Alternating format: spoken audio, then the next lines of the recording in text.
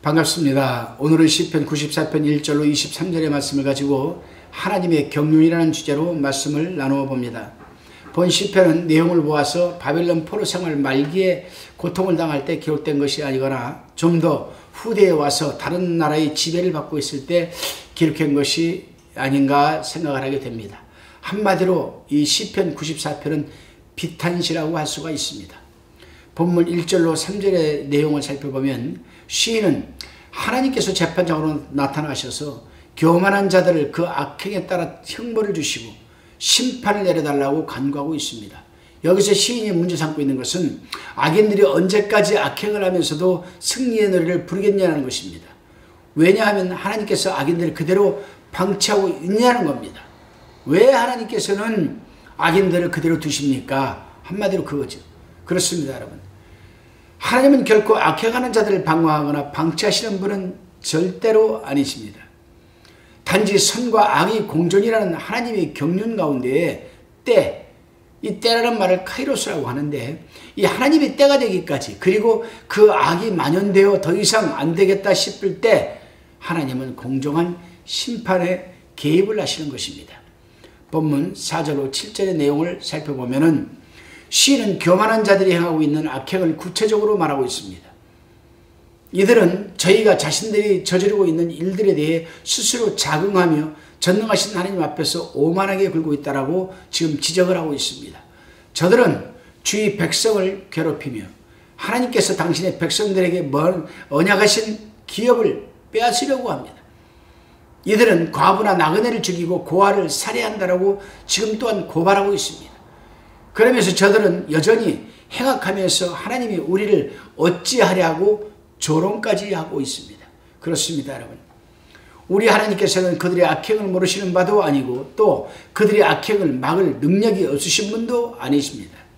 하나님은 하나님께서 이 세상을 창조하시고 다스리는 이 경륜과 법칙이 있습니다. 따라서 하나님의 경륜과 법칙에 따라서 때가 되기까지, 즉 그 악행들이 관영되기까지 심판을 잠시 보류하는 것뿐입니다. 그런데 악인들은 생각하기를 하나님은 악하고 작은 신이어서 두려워할 것이 없다라고 합니다. 그렇습니다. 오늘날 세상 사람들도 마찬가지 아니겠습니까? 온갖 악행을 저지르면서도 하나님이 어디 있냐는 식으로 살아가면서 하나님이라는 개념은 한낱 추상적이고 상상적인 것에 불과하다라고들 말하고 있습니다. 그러나 분명한 것은 이 세상 만물 창조를 놓고 볼 때, 그리고 우주의 법칙을 놓고 볼 때 세상 사람들은 과학적으로, 지질학적으로, 생태학적으로 이해하고 수긍할 만한 답변을 내어놓지 못하고 있지만, 성경은 과학적으로, 지질학적으로, 고고학적으로, 역사적으로 정확하게 우리가 이해하고 수긍할 수 있는 답변을 주고 있다는 사실입니다. 바로 이것이 하나님이 살아계신다는 증거라고 성경은 또한 가르치고 있습니다. 8절로 11절까지의 내용입니다. 그런데 문제는 8절에서 11절에서 시인이 말하는 것처럼 지금도 살아계셔서 온 우주 만물을 다스리고 계시는 하나님을 만홀히 생각하는 자가 이방인들 뿐만 아니라 하나님께서 택하신 백성들 중에서도 하나님께 대하여 부정적인 생각과 태도를 취하는 자가 있었다라는 사실입니다. 본문 8절에 보게 되면 백성 중 우준한 자들아 라고 하는 말은 이스라엘 백성들 중 하나님을 인정치 않는 어리석은 자들을 지금 말하는 겁니다. 이것은 그들이 당하고 있는 고통 때문에 마음이 어리석어져서 하나님은 실상 그들의 도움을 줄 수 있는 능력을 가지고 계시지 않다라고 말하는 이방인들과 지금 동조하는 겁니다.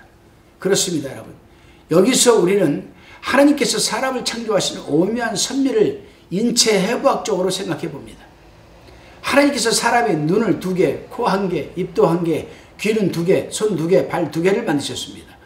이것은 하나님께서 인간에게 자유의지를 반영하여 창조하신 것이라고 저는 생각을 합니다. 예를 들면 2개의 눈을 갖고 한쪽은 세상을 보고 한쪽은 하나님을 바라보면서 분별력을 가지라고, 한쪽 귀는 하나님의 음성을, 다른 한쪽 귀는 세상의 소리를 들으면서 깊게 생각하라고, 한쪽 손은 세상 일을 하고 다른 한쪽 손은 하나님의 일을 하면서 삶을 영위하라고, 한쪽 발은 하나님을 향하여 한쪽 발은 세상을 향하여 선택하라고 만든 것 아니겠습니까? 콧구멍도 한쪽은 세상 냄새를, 한쪽은 하나님의 냄새를 맡으라고 지은 것입니다. 그러나 입은 오직 하나님의 진리만 외치라고 한계만 지으셨고, 그러기에 선한 일도 악한 일도 볼 수 있는 그러한 것이 아니겠습니까? 분별과 생각과 선택은 우리에게 달려있는 겁니다. 그것이 하나님에게서 인간에게 부여하신 자유의지라고 저는 말하고 싶습니다. 다시금 본문 12절 15절입니다. 12절로 15절. 하나님은 백성들을 징벌하시고 교훈하시되 개인적으로 하시고 또한 그들이 요구할 때 하십니다. 억지로 하시는 일도 아니고 독단적으로 하시는 일도 아닙니다. 8절에서 말한 우쭐한 자들은 하나님의 경륜과 방법을 모르기 때문에 하나님이 징벌하시고 교훈하시는 것을 우리는 믿지 않습니다. 그러나 시인은 주의 징벌을 당하며 주의 법으로 교훈하심을 받는 자가 복이 있도다라고 12절에서 말하고 있습니다. 우리가 히브리서 12장 5절로 6절을 보게 되면은 이 말씀을 인용하여서 당시에 핍박을 받으며 고통을 당하고 있는 이들을 위로하였습니다. 그렇습니다. 저도 경험을 하고 있지만 하나님의 사람들은 불필요하게 오랫동안 받는 시련과 고통 중에서도 뜻하지 않는 복을 받게 되는 것이 있습니다. 하나님은 우리의 아버지이시므로 우리가 하나님의 뜻을 이루려고 힘쓴다면 우리의 삶은 어느 때 어디서나 가치와 의의를 충분히 발휘할 수가 있는 것입니다. 10절에서 16절에서 19절 내용입니다. 여호와께서 내게 도움이 되지 않으셨다면 내 혼이 벌써 정막 중에 처하였으리로다. 이렇게 말합니다. 그렇죠. 하나님께서 우리에게 도움이 되지 않았으면 우리의 혼은 여러분 벌써 정막 중에 처했죠. 죽었죠 벌써. 오늘날도 살아가는 사람이 그렇습니다.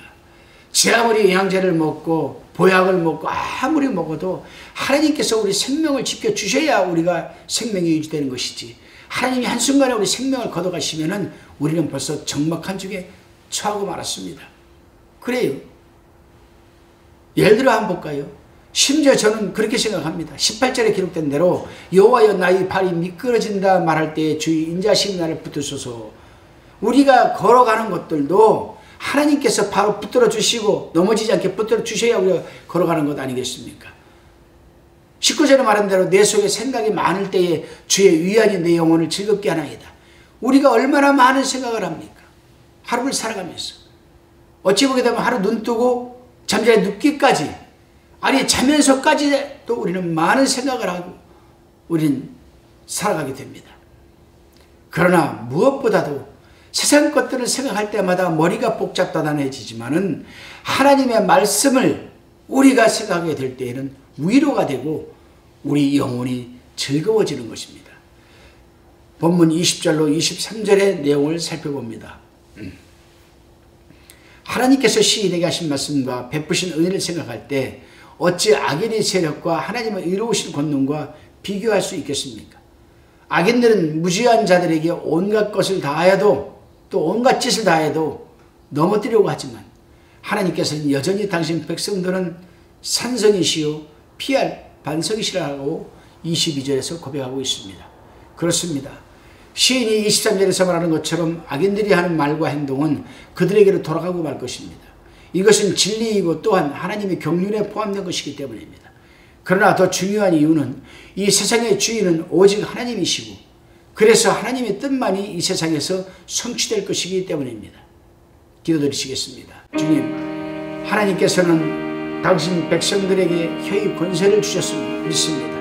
그러기에 우리가 어떤 무슨 말을 해도 그대로 되어진다는 사실을 잊지 말게 하여 주셔서 늘 긍정적이고 축복하는 입술이 되게 하여 주옵소서.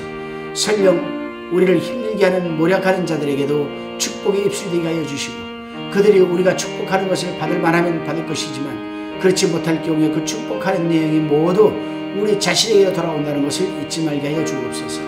예수님의 이름으로 기도드리옵나이다.